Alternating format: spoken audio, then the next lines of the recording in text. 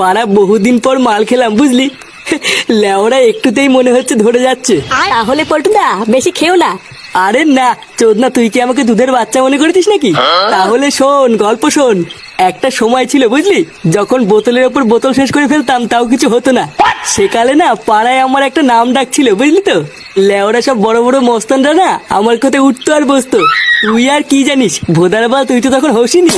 মালমুল খেয়ে কত লোকের ছাটা ভেঙে বালি চাপা দিয়ে দিয়েছি, তার কোনো খোঁজ নেই।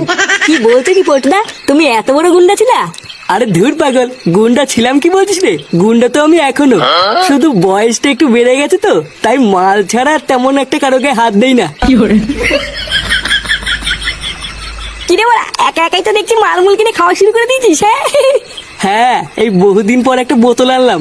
তা আবার আমাকে আগে বলবি তো, আমিও নয় 10 কোটি টাকা দিতাম। হ্যাঁ আমি আর পল্টুদা তো সেই সকালবেলায় প্ল্যান করেছিলাম রাতে একটা বোতল আনবো। তুই তো আর সকালবেলায় ক্লাবে আসলি না, তাই আর বলা হয়নি।